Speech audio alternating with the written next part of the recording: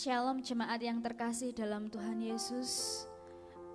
Dimanapun jemaat Tuhan berada pada saat hari ini, kiranya kita semuanya dapat mengucap syukur.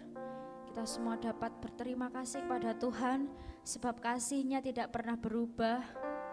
Kesetiaannya selalu tidak pernah berubah dalam kehidupan kita. Oleh karena itu kita ada di tempat ini. Kita ada sebagaimana kita ada pada saat hari ini, semuanya hanya karena kasih dan anugerah Tuhan. Amin. Mari kita dapat mengucap syukur. Kita naikkan doa-doa kita hanya kepada Tuhan. Kami mengucap syukur Tuhan untuk kasih setia-Mu, untuk anugerah-Mu yang selalu baru dalam kehidupan kami, Tuhan Yesus. Sungguh kami mau menyembah-Mu. Kami rindu akan Engkau Tuhan. Penuhi setiap kami, jamah setiap kami, urapi setiap kami Tuhan Yesus. Biarlah ibadah ini menjadi ibadah yang Engkau berkati, Engkau berkenan atas hidup kami Tuhan Yesus. Terima kasih Tuhan, terima kasih.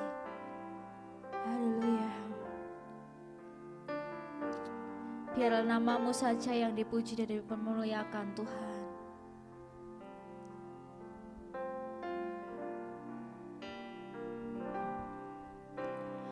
Yesus, Kau sungguh baik. Yesus, nama-Mu indah. Yesus, ku cinta Kau selalu. Ku tinggikan, ku agungkan selamanya. Yesus, Kau sungguh baik. Yesus, nama-Mu indah. Yesus, ku cinta Kau selalu.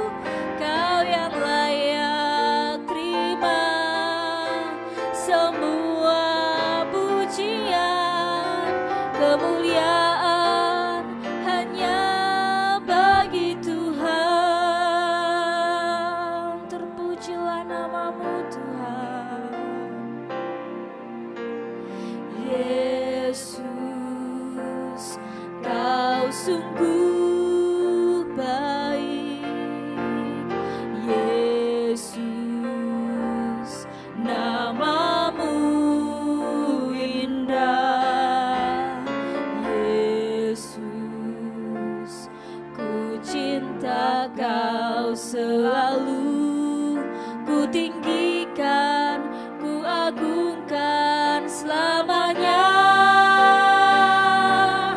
Ku mau memuji-Mu, ku selalu puji-Mu, ku mau menyembah-Mu, ku selalu sembah-Mu.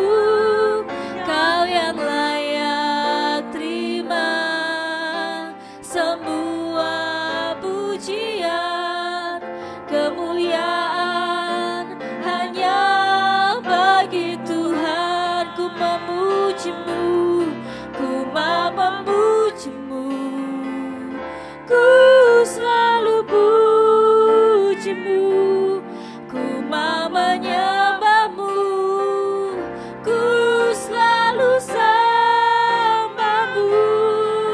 Kau yang layak terima semua pujian, kemuliaan hanya bagi Tuhan.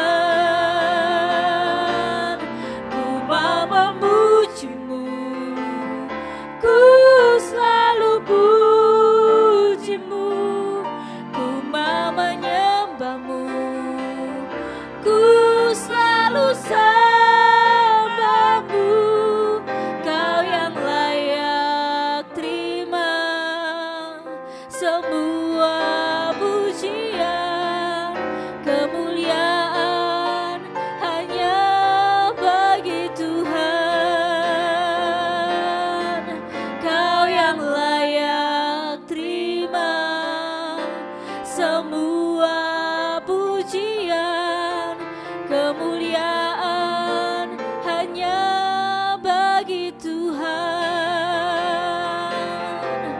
Kau yang layak terima semua pujian, kemuliaan hanya bagi Tuhan.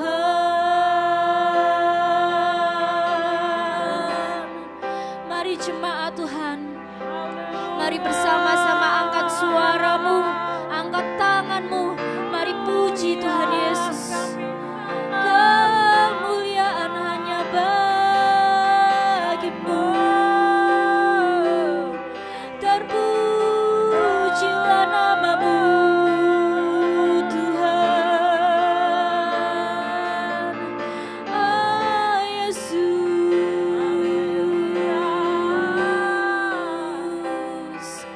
Yesus,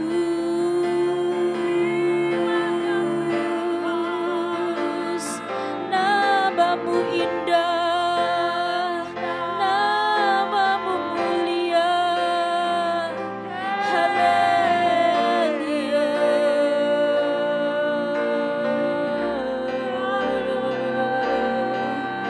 Yesus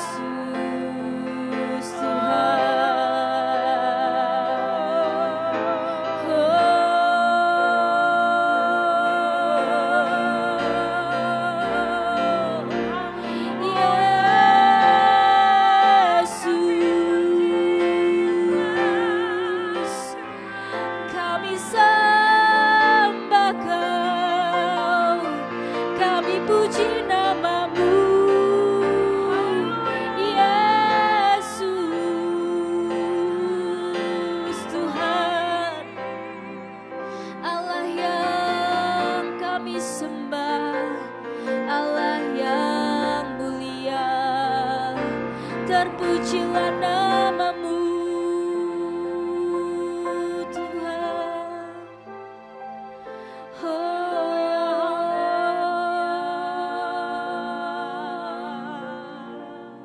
Ini kami Tuhan, ini jemaat-Mu Tuhan Yesus. Kami rindu, kami haus akan Engkau Tuhan.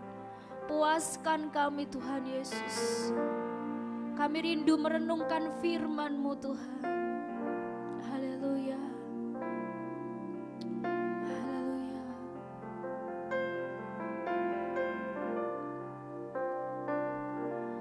Ya Tuhanku, Aku hendak bernyanyi bagimu selama ku hidup. Kami mau bermazmur, ya Allahku. Aku hendak bermazmur bagimu selagi ku ada. Inilah yang ku renungkan setiap waktu.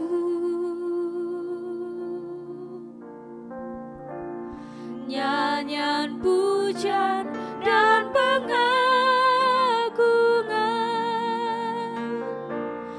kepadamu.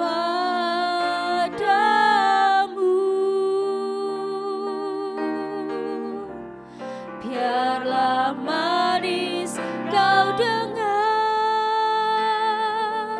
Tuhan, manis kau dengar Tuhan, dan hatiku bersuka karenamu.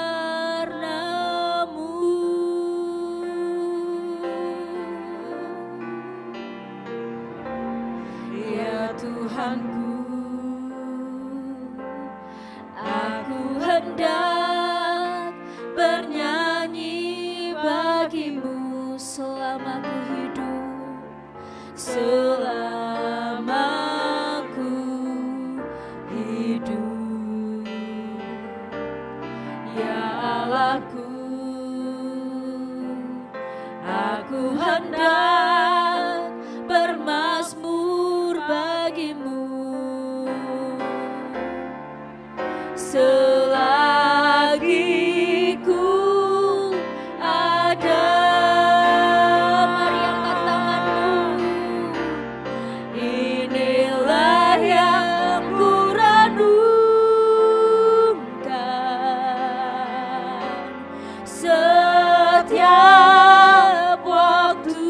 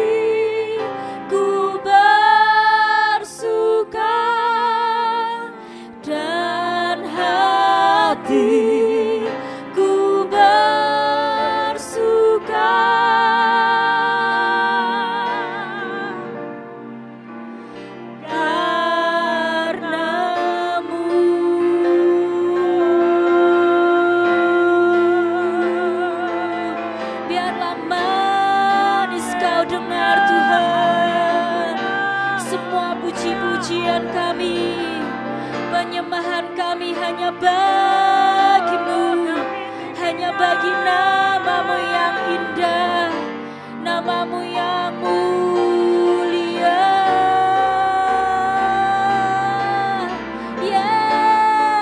Yesus Tuhan, haleluya, terpujilah namamu, agunglah namamu Tuhan.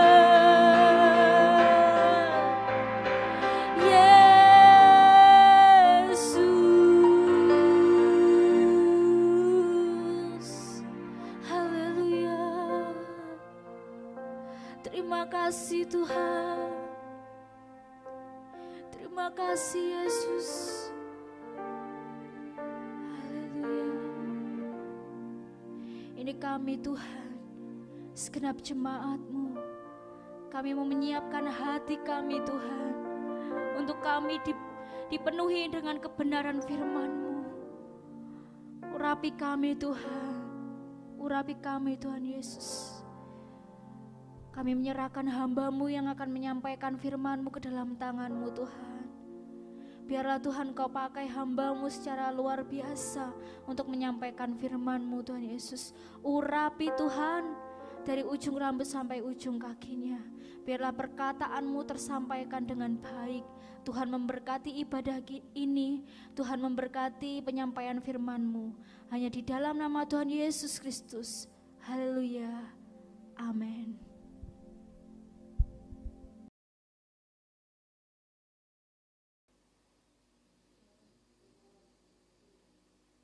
Salam saudara-saudara dikasih Tuhan, kita berjumpa kembali dalam ibadah online GPT Home Gedung Gebang.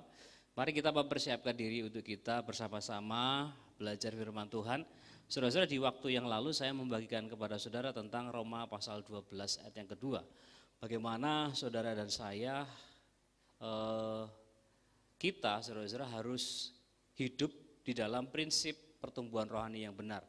Nah, saudara-saudara yang dikasih Tuhan, saya memakai alat bantu untuk memudahkan kita memahami bagian firman Tuhan ini. Jadi saudara-saudara, Roma pasal 12 ayat yang kedua. Jika saudara mereview kembali, saudara-saudara, Roma 12 ayat yang kedua, dikatakan bahwa Rasul Paulus memberi nasihat kepada jemaat di Roma, saudara-saudara, supaya kita tidak serupa dengan dunia, tetapi bertumbuhlah oleh perubahan pikiran, akal budi kita.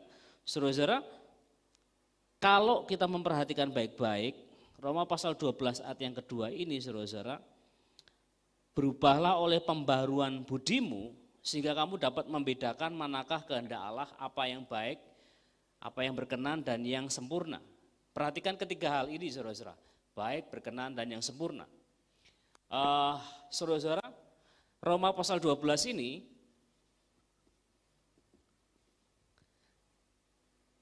goalnya adalah baik, berkenan, dan sempurna. Tiga hal ini saudara-saudara harus kita ingat baik-baik. Saya memakai singkatan ini supaya kita memudahkan kita untuk mengingatnya. Baik, berkenan, dan sempurna. Baik, berkenan, sempurna. Goalnya 3.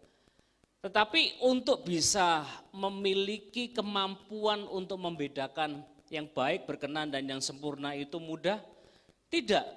Ternyata saudara-saudara, di dalam perjalanan hidup kita, saudara-saudara, dimulai dari kita lahir baru, sebelumnya kita ada di dalam maut, kerajaan maut, kemudian ketika saudara dan saya lahir baru di titik ini, saudara-saudara, dan menuju ke sana, saudara-saudara, yaitu hidup kekal, keselamatan jiwa kita, saudara-saudara, maka ini ketiga hal ini, saudara-saudara, harus terus-menerus dikerjakan.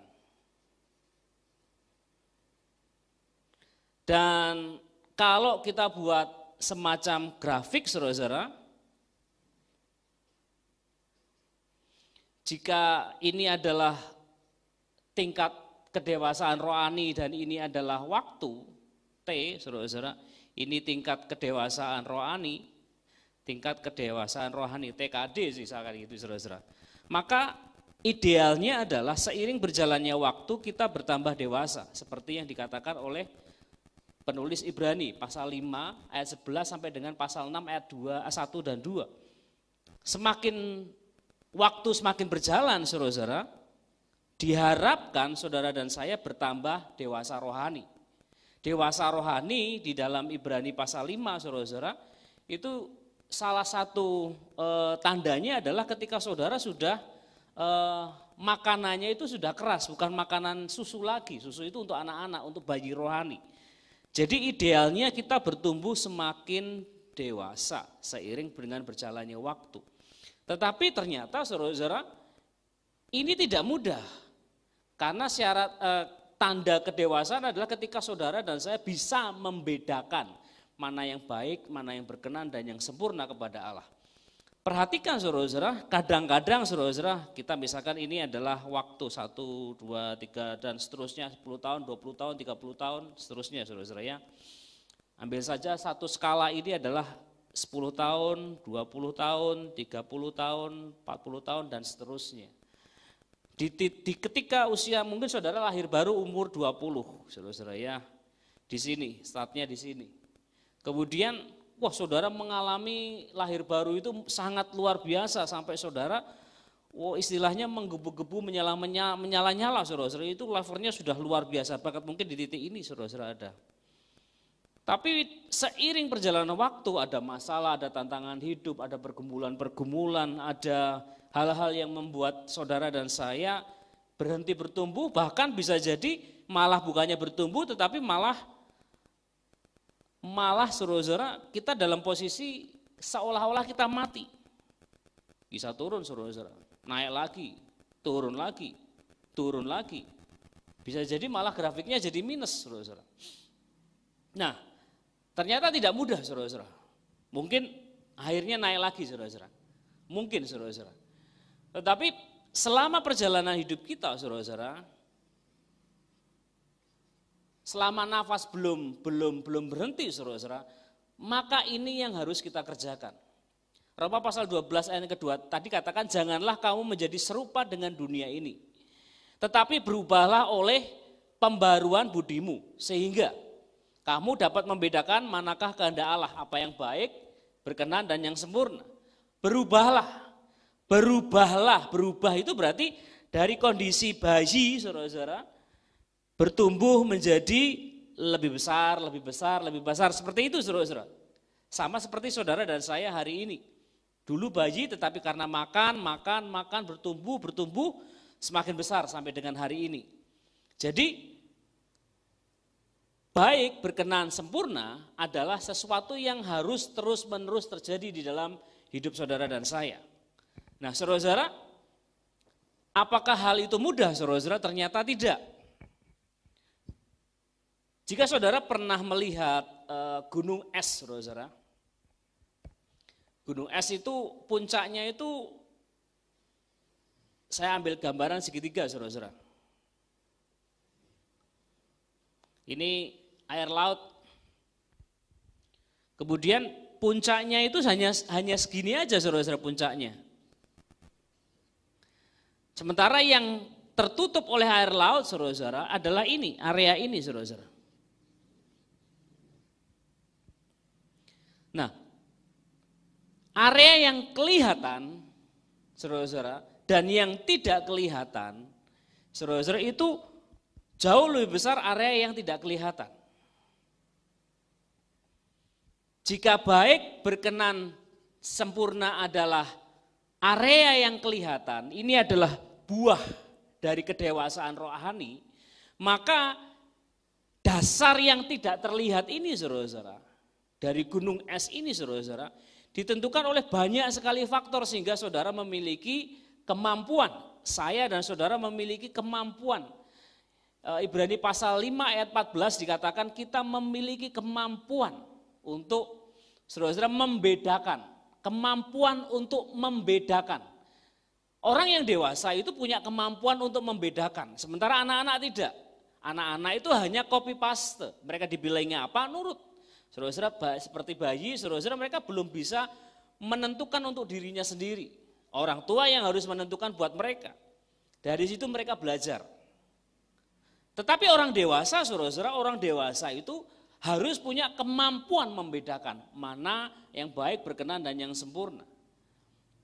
Nah, ini adalah buah yang disebut sebagai pola pikir yang diubah. Pola pikir yang diubah adalah pola pikir di mana saudara bisa membedakan yang baik, yang berkenan, yang sempurna. Ini area jiwa, saudara-saudara, area di mana kita semua harus berubah. Ingat saudara-saudara, keselamatan itu adalah tujuannya adalah keselamatan jiwa. Jadi baik, berkenan, dan sempurna itu area yang harus terus terjadi dalam hidup saudara dan saya, yaitu di mana cara berpikir kita itu berubah. Karena cara berpikir itu menentukan cara bertindak. Bagaimana kita meresponi sebuah peristiwa. Bagaimana saudara dan saya menyikapi sebuah keadaan, baik, berkenan, dan sempurna atau enggak. Ketika masalah datang, apa yang saudara lakukan? Ketika saudara misalkan diperlakukan dengan tidak adil, apa yang saudara lakukan? Ketika saudara menghadapi rasa terluka, apa yang saudara lakukan? Itu adalah kemampuan untuk bisa membedakan mana yang baik, yang berkenan, dan yang sempurna. Tetapi yang di sini, saudara-saudara, perhatikan, ditentukan oleh yang di sini yang tidak kelihatan. Hal-hal yang saudara dan saya bangun selama bertahun-tahun, hal-hal yang saudara simpan selama bertahun-tahun, yang saudara dan saya ulangi selama bertahun-tahun. Saya tanya sama saudara, saudara ada yang punya kebiasaan untuk memakai jam dari bayi? Tentu tidak. Saudara memakai jam tangan itu mungkin dari usia remaja, ketika sekolah atau SD ada yang pakai jam tangan. Tapi saya lihat jarang sekali. Tetapi ketika saudara menginjak usia remaja, saudara memakai jam tangan. Saudara waktu memakai jam tangan, saudara harus menentukan pertama di tangan mana saudara akan pakai. Ya saudara-saudara, karena itu adalah kebiasaan baru, maka bisa jadi saudara dan saya lupa memakai jam ketika berangkat sekolah. Tetapi ketika kebiasaan itu memakai jam di tangan kiri atau di tangan kanan, saudara lakukan selama berhari-hari, berbulan-bulan, dan mungkin bertahun-tahun, maka saudara akan sampai kepada proses nggak perlu mikir. Benar ya saudara-saudara? Nggak perlu mikir lagi. Refleks saudara di otak itu sudah terbentuk, jalurnya itu terbentuk otomatis saudara.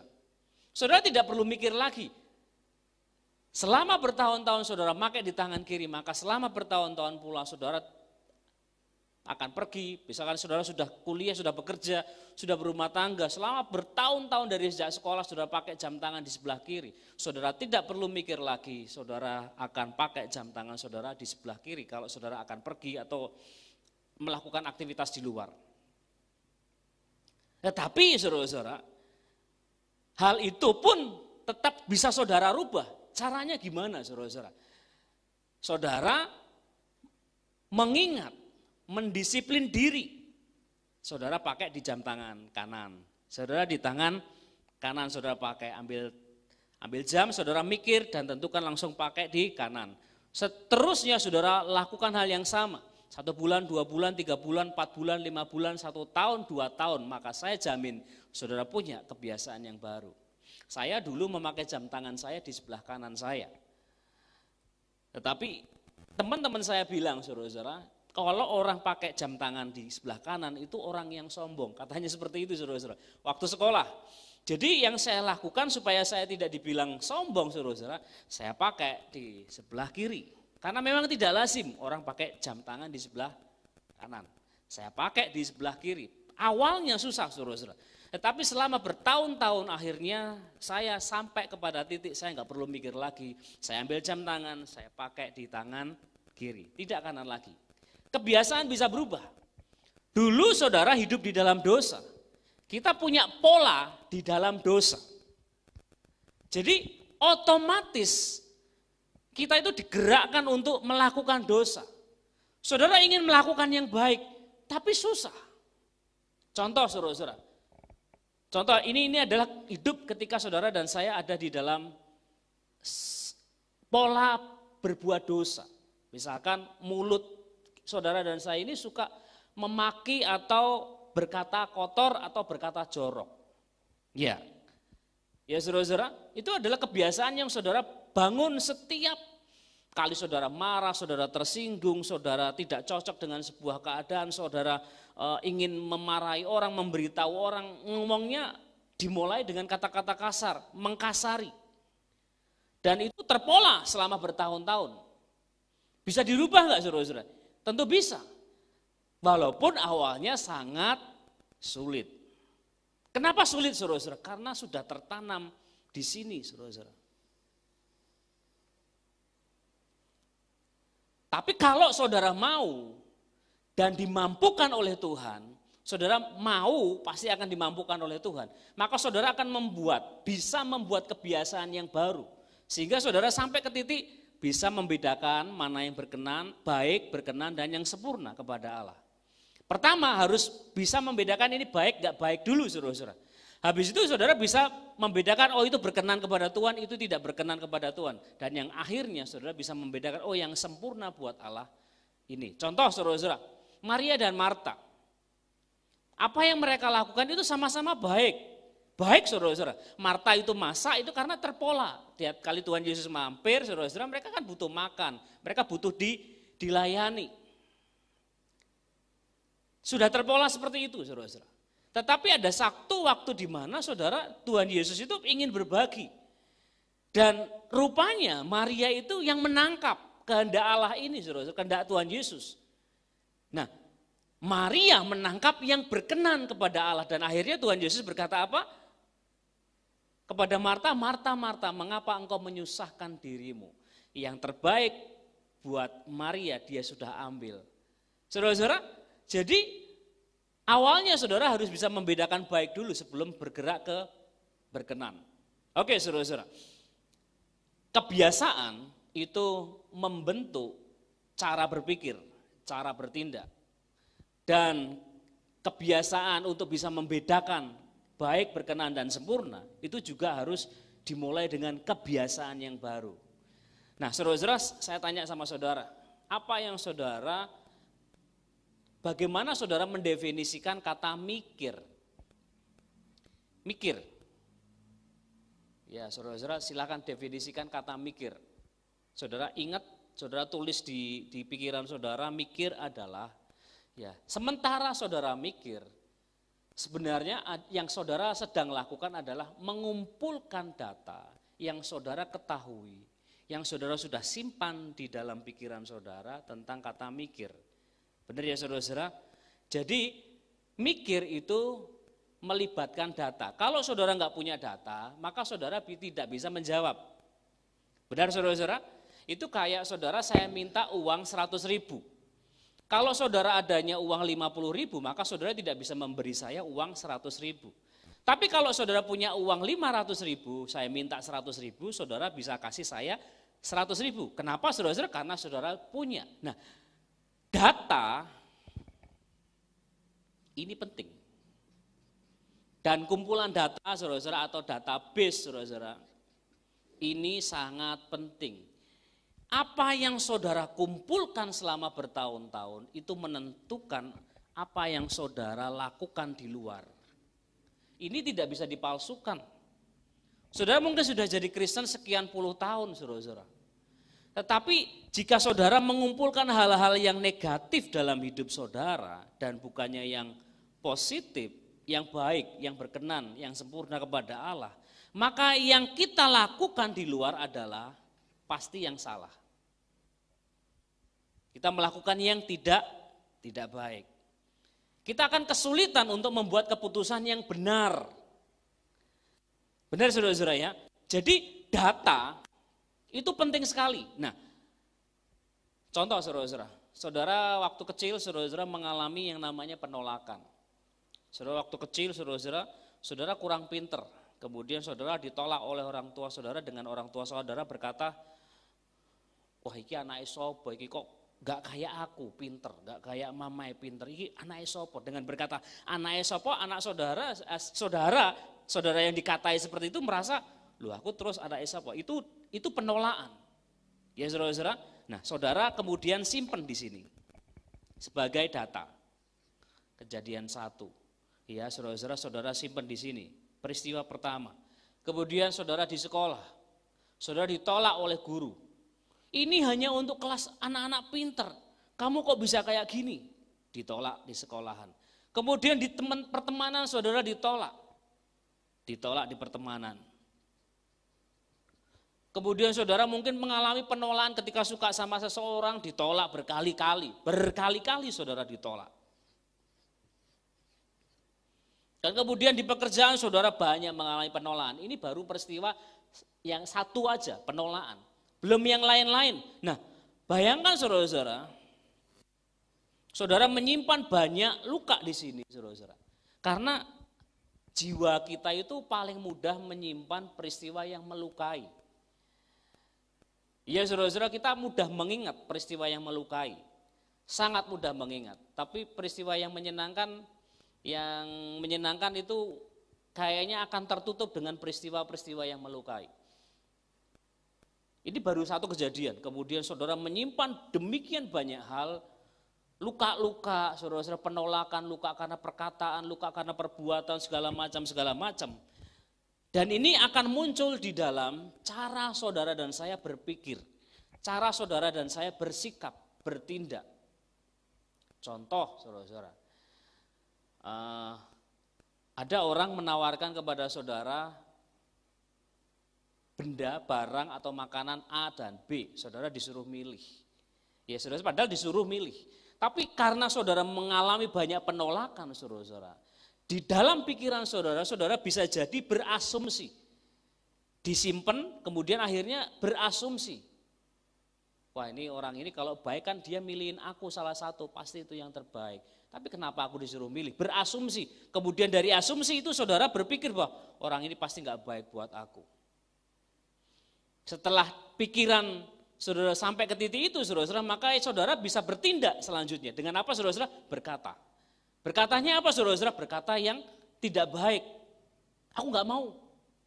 Tapi jawabnya kasar, saudara. Dan itu kelihatan kasarnya, aku gak mau. Nah, nadanya sudah gak enak, saudara. Kenapa nadanya gak enak? Karena pikirannya sudah gak baik. Kenapa pikirannya gak baik? Karena datanya gak baik.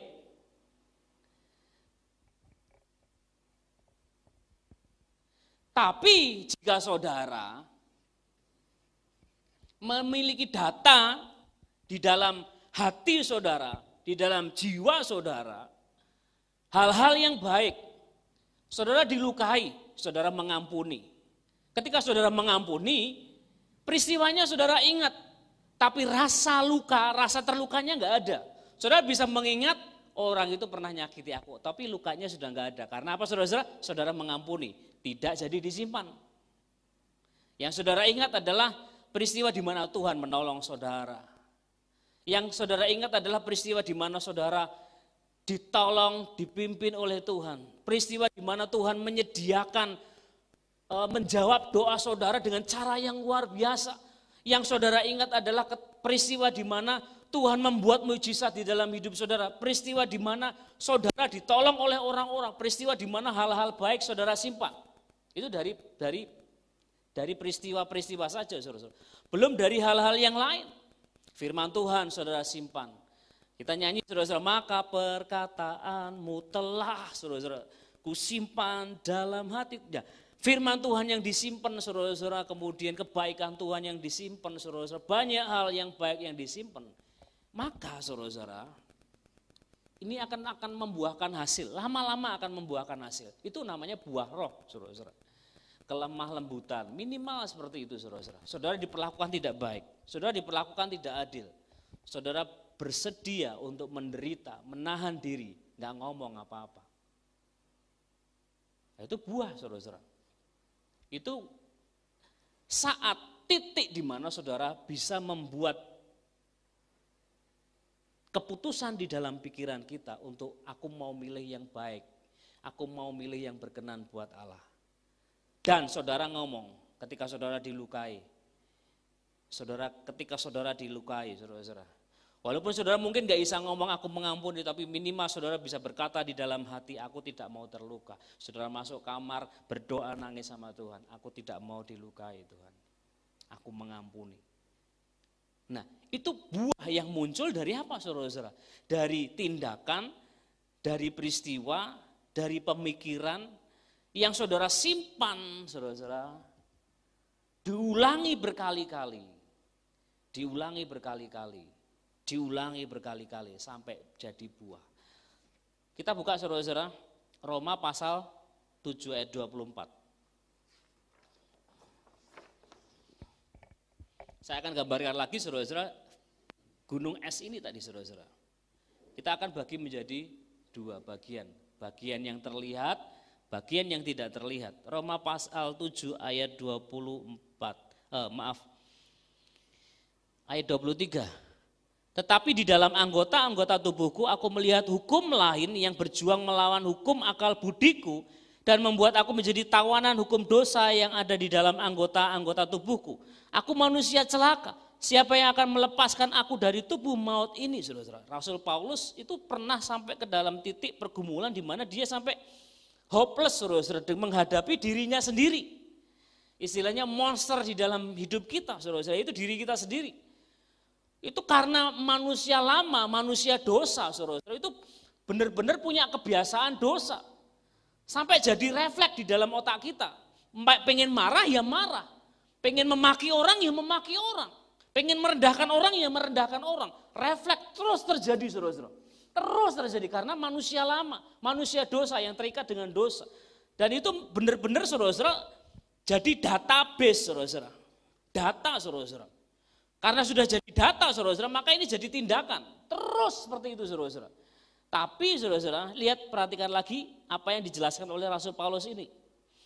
Ayat 18, sebab aku tahu bahwa di dalam aku, yaitu di dalam aku sebagai manusia, tidak ada sesuatu yang baik, sebab kehendak memang ada di dalam aku, kehendak untuk berbuat baik. Tetapi bukan hal berbuat apa yang baik. Sebab bukan apa yang aku kehendaki yaitu yang baik yang aku perbuat, melainkan apa yang tidak aku kehendaki yaitu yang jahat yang aku perbuat. Paulus pengen berbuat baik, tapi yang dia perbuat malah apa, saudara-saudara? Jahat. Why, saudara-saudara? Kenapa, saudara-saudara? Ya karena manusia lama tabiatnya adalah dosa. Database-nya ya dosa, saudara-saudara. Sulit untuk melepaskannya. Bisa lepas oleh anugerah. Oke, saudara-saudara, oleh anugerah. Nah, untuk itu, saudara-saudara, untuk membuat hal yang baru sebagai manusia Allah, saudara-saudara, manusia baru yang sudah lahir baru, saudara-saudara, karena goal kita adalah baik, berkenan, dan yang sempurna, maka yang perlu saudara simpan di dalam database ini, saudara-saudara, adalah hal-hal yang berkenan kepada Allah, yang sempurna, yang baik kepada Allah. Saudara pengen punya kebiasaan,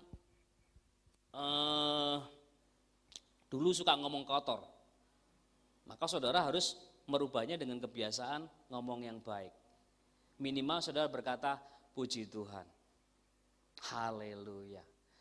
Ya saudara-saudara, sebenarnya walaupun di dalam hati saudara marah, tetapi saudara mulai berkata, puji Tuhan, haleluya. Saudara simpan, saudara lakukan, terus menerus saudara ulangi berkali-kali, terus menerus. Itu sama seperti saudara merubah dari jam tangan di tangan sebelah kiri ke tangan kanan. Sulit awalnya, tetapi saudara lakukan secara konsisten, maka saudara akan punya goal ini. Perhatikan baik-baik, saudara-saudara, bahwa untuk mencapai hal ini, saudara, tidak pernah mudah.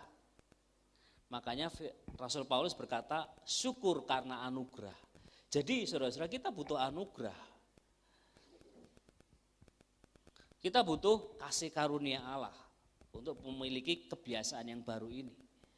Nah, makanya kita, saudara, harus bergantung kepada Allah untuk membuat kebiasaan yang baru ini, saudara-saudara. Ada salah satu anak remaja kami, saudara-saudara, saya tanyai beberapa waktu yang lalu, saudara-saudara, dia punya kebiasaan memakai topi belum sampai setahun ini. Saya perhatikan, saudara-saudara. Dan tiap kali dia pergi keluar, saudara-saudara, dia ibadah selalu pakai topi di dalam gereja. Buat saya enggak masalah, saudara-saudara. Ya, anak remaja itu punya gaya sendiri-sendiri. Bila saya tanya, namanya Benaya, kamu punya kebiasaan pakai topi ini sudah berapa lama? Belum 1 tahun, saudara-saudara. Masuk kelas 2 SMA dia mulai pakai topi. Tapi kenapa sampai dia punya kebiasaan pakai topi? Dan saya tanya, kamu kesini otomatis kan bawa topi, pakai topi? Iya, gak perlu mikir lagi. Padahal belum 1 tahun. Tapi untuk bisa sampai dia punya kebiasaan topi kan dia usaha, dia beli. Harganya lumayan mahal, saudara-saudara. Dia beli pakai uangnya dia kerja, beli, saudara-saudara. Kemudian dia pakai topi, tiap kali keluar, tiap kali pergi pakai topi terus selama berbulan-bulan. Belum 1 tahun, saudara-saudara, dia tidak perlu mikir lagi. Saudara-saudara, untuk kita bisa berkenan, baik, berkenan, dan sempurna, bisa membedakan mana yang baik, berkenan, sempurna kepada Allah, itu butuh repetisi, pengulangan berkali-kali, dan konsistensi, konsisten, saudara-saudara. Ulangi secara konsisten, saudara-saudara. Untuk bisa memiliki, saudara-saudara, kemampuan membedakan baik, berkenan, dan sempurna, untuk bisa mengampuni orang contohnya. Itu saudara dan saya harus konsisten melakukannya. Kita nggak boleh pilih-pilih, oh yang ini aku ampuni, yang itu enggak, saudara-saudara. Sehingga kita akhirnya, aku nggak pengen ketemu orang itu karena hatinya lagi nggak enak. Nggak bisa, saudara-saudara. Kita harus mengulanginya secara konsisten. Kapan, saudara-saudara? Ya sampai kebiasaan ini terjadi, dan setelah kebiasaan ini terjadi saudara harus tetap lakukan. Kenapa, saudara-saudara? Ingat, saudara-saudara, grafiknya. Kita harus idealnya itu naik bukan turun. Jangan sampai sudah naik turun, saudara-saudara. Sampai kita ditentukan Tuhan, selesai tugasmu di bumi. Amin, saudara-saudara. Mari kita bersama-sama berdoa. Kami mengucap syukur Tuhan, biarlah Engkau yang menuntun kami untuk kami bisa memiliki cara berpikir, pola pikir, kemampuan untuk membedakan mana yang baik, yang berkenan, dan yang sempurna. Kami bertumbuh, rohani kami bertumbuh semakin dewasa, dan kami semua dimampukan untuk membuat kebiasaan-kebiasaan baru. Kami menyimpan hal-hal yang baik, yang berkenan, dan yang sempurna kepada Allah, supaya kami bisa bertindak sesuai dengan kehendak dan yang dikehendaki oleh Allah. Terima kasih Tuhan, Engkau menolong kami semua dengan anugerah-Mu. Biarlah Tuhan Roh Kudus yang tolong kami semua, memberkati semua jemaat Tuhan yang menyaksikan tayangan ini, memberkati mereka dimanapun mereka saat ini berada. Di dalam nama Tuhan Yesus Kristus kami berdoa dan mengucap syukur. Haleluya. Amin.